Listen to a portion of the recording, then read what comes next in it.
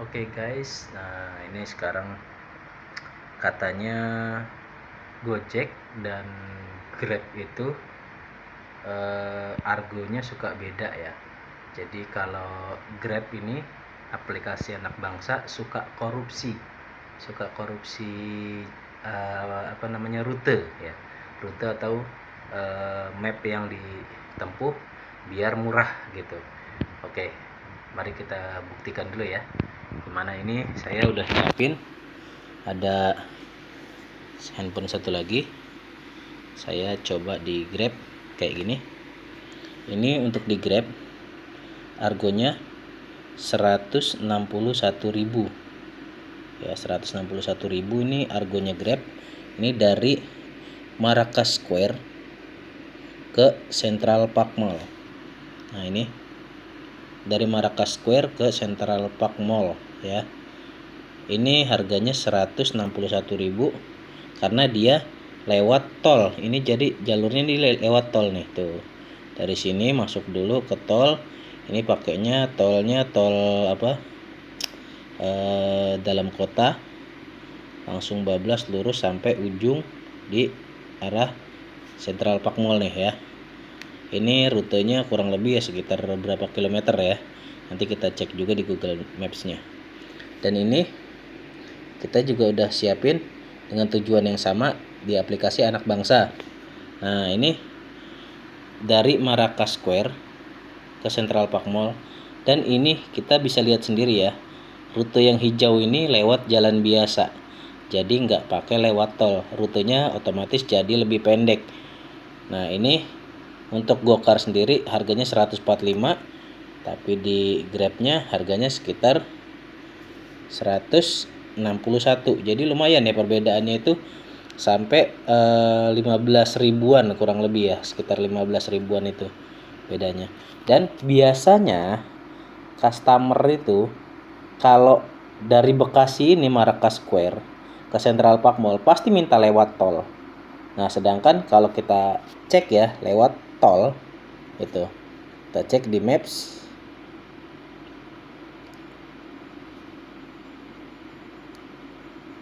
Central Park Mall. Nah ini kita klik rute, lokasinya dari Maracas Square. Nah ini untuk rekomendasi karena ini malam ya jadi lancar. Ini jaraknya sekitar 31 km ya, 31 km kalau kita lewat jalan biasa. Ini kita setting sini tolnya hidupin. Nah maka dia akan rekomendasi langsung lewat tol ya, karena ini jaraknya tercepat gitu, tercepat 50 menit, tolnya 9.500. Jaraknya total 39 km, tapi kalau kita tanpa tol 55 menit, jaraknya 31 km. Berarti perbedaannya sekitar 8 km ya. 8 km perbedaannya. Sedangkan kalau customernya si Gojek ini biasanya ya kan, kalau sudah pesan harganya segitu dia nggak mau nambah lagi, misal walaupun dia minta lewat tol gitu. Sedangkan drivernya rugi 8 km. Di Gojeknya ini hanya dibayar sekitar 31 km aja. Nah kalau di Grab, nah ini 161.000 total jarak tempuhnya yang tadi kita lihat sendiri itu sekitar 39 km ya. Nah perhitungannya kalau kita cari di kalkulator kayak gini, bentar, mana ya kalkulator? Gak ada kalkulator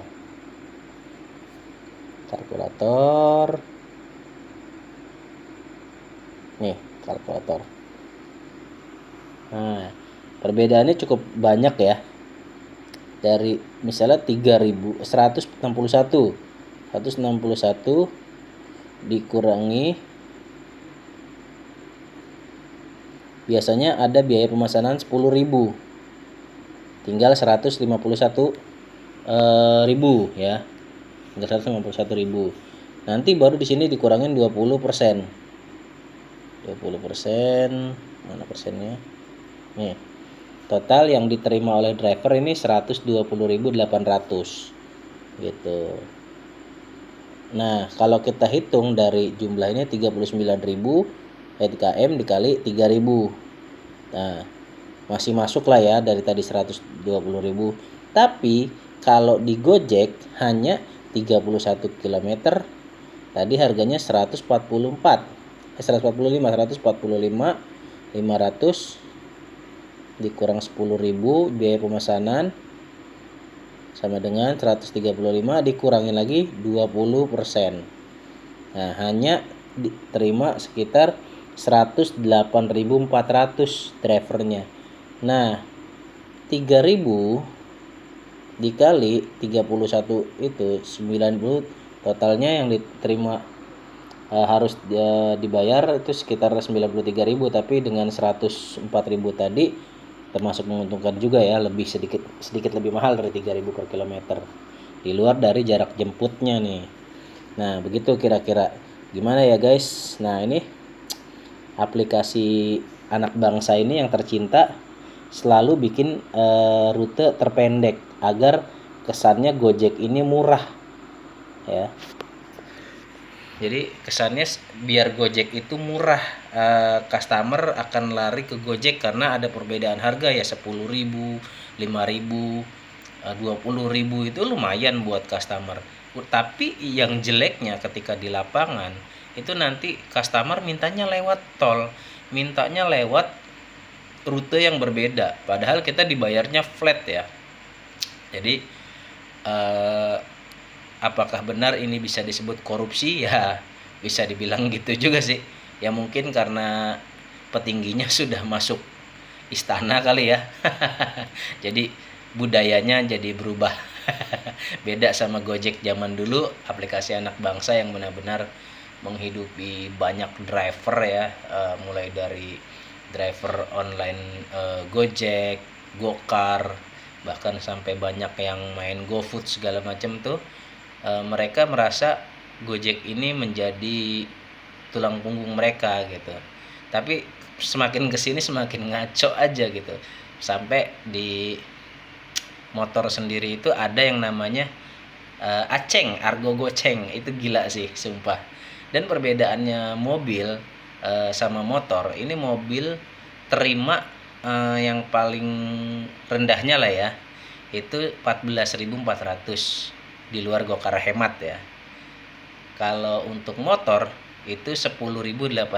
Bedanya hanya sekitar ya 3.000-an lah ya, kurang lebih sekitar 3.000-an, nggak sampai 4.000 bedanya. Tapi bedanya itu kapasitas penumpang. Kalau motor walaupun dia terimanya 10.800, pertama kapasitas penumpangnya dia hanya satu yang bisa dibonceng ya, mungkin anak kecil bisa lah ya, satu di depan atau di bangku. Tapi kalau satu orang naik motor dan kapasitasnya tadi satu orang, motor ini jarak tempuh bensin seliter itu bisa 40 km loh bro, jauh. 45 sampai 50 km mungkin tembus ya kalau motornya kayak Scoopy atau Honda Beat gitulah pokoknya yang cc-nya kecil. Sedangkan di mobil sendiri itu cc-nya paling kecil 1000, ada yang 1200, ada yang 1500, mungkin standarnya 1500-an ya.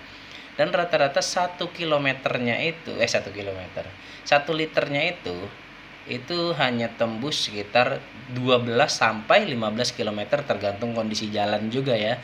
Kalau macet sudah pasti macet-macetan mobil, kalau motor bisa slip kiri kanan lah. Bahkan trotoar juga bisa dinaikin sama dia. Kalau kita mobil nggak mungkin bisa kan. Di situ aja argonya udah nggak masuk akal. Juga kapasitas penumpang ya.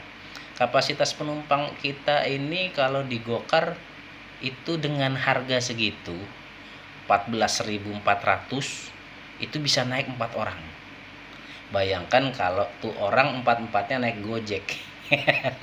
4-4-nya naik Gojek ya, masing-masing bayar sekitar 18.000 kali 4 itu udah mungkin hampir 50.000 lebih lah ya, hampir 60.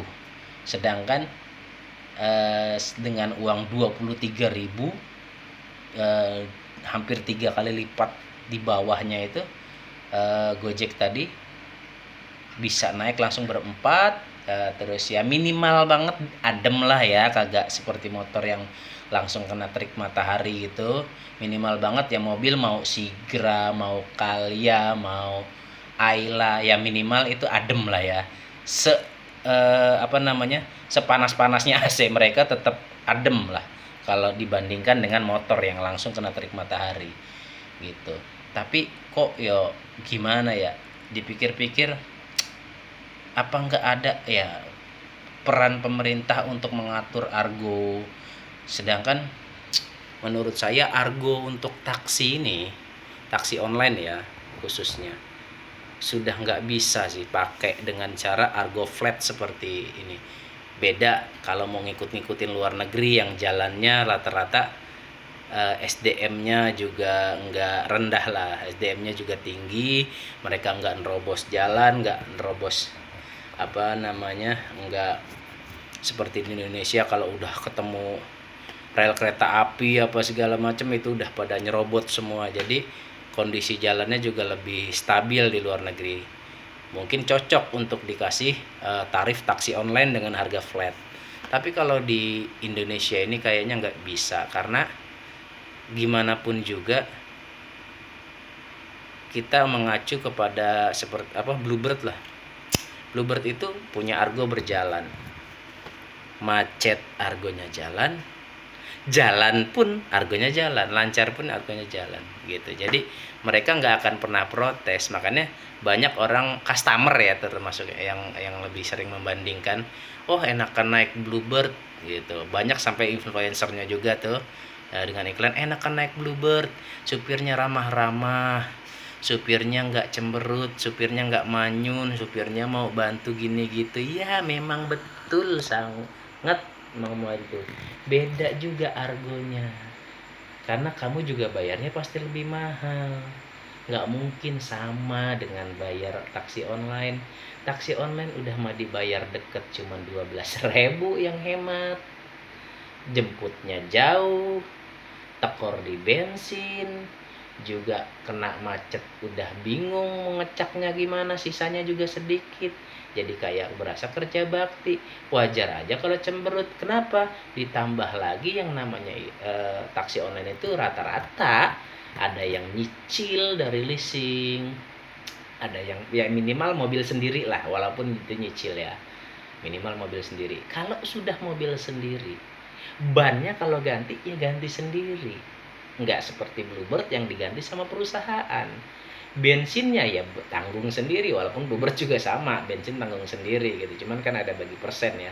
Spare part seperti perawatan mobil, mobilnya lecet, masuk gang, jeblos ke got segala macam, semua tanggung sendiri resikonya taksi online gitu. Beda sama Bluebird full senyum aja gitu, karena juga harganya lebih mahal dan memang dia juga bukan mobil dia juga kok gitu kan. Kalau seandainya ada spare part yang rusak atau bannya pecah di jalan, itu bukan tanggungan supirnya gitu. Tapi kalau taksi online ini tanggungan supirnya semua. Jadi jangan sekali-kali membandingkan ya antara Bluebird, kenyamanan Bluebird, kebersihan Bluebird, taksi konvensional itu dibandingkan dengan taksi online. Jangan pernah disamakan, karena pertama dari harga sudah beda, terus dari bentuk juga, perorangan dan perusahaan itu udah jelas beda gitu ya kan. Kayak misalnya Bluebird ada edukasinya, ada pelatihannya, bahkan cara-cara melayani customer semuanya diajarin. Kalau Gojek mau diajarin Gojek atau taksi online lah gitu, Grab, Gojek sama, mau diajarin memang ada pelajarannya sama gitu, edukasi, terus Grab Academy kayak gitu ada, kita simak semuanya kayak gitu. Kita tahu standar-standar pelayanannya, tapi standar pelayanan kita itu harganya nggak sama dengan Bluebird gitu. Jadi jangan pernah disamakan. Ada lagi, Pak, udah mah customernya rese, masih di apartemen nih misalnya, lantai 244 misalnya nih di Udah mesen tuh di atas, orang nunggu di lobi. Nah lo di lobi ya kan, orangnya baru mau turun, nungguin dia turun kita diusir sama security, suruh muter. Emang dipikir muterin apartemen tuh nggak nyalain mesin dan nggak pakai bensin? Bukannya masalah perhitungan, kembali lagi dengan argonya aja sudah mentok di 12.000 yang hemat, suruh nungguin lagi, AC-nya hidup, ditambah lagi diusir sama security, suruh muter. Aduh, makin gak ada untungnya. Apalagi orang yang kebanyakan ya driver online ngambil mobil tuh cicilan, dia harus bayar cicilan, dia harus bayar pajak mobil yang lumayan besar gitu kan, ditambah lagi semua spare part otomatis dia yang tanggung, oli segala macam semua itu dia yang tanggung. Ditambah lagi customernya ini kebanyakan rada-rada PA. Udah memesennya di mana, karena saya juga pernah tuh dapat dari Cawang, saya udah nyampe titik jemput, orangnya masih di tol. Aduh, nyampe tempat ya kan, orangnya masuk buka pintu nggak bisa karena gua kunci kan. Udah langsung gua cancel depan muka, bu naik yang lain aja, langsung gua cancel, gua cabut. Lu telat ya jangan nyalahin gua, karena lu yang telat bangunnya, bukan gua mah dari pagi udah berangkat nyari duit. Oke deh, gitu aja sedikit curhat. Sama ya, memang bisa dibilang nih Gojek ini udah kebangetan sih ya dibanding sama kompetitornya ya, yang sama-sama dua ijo, Grab.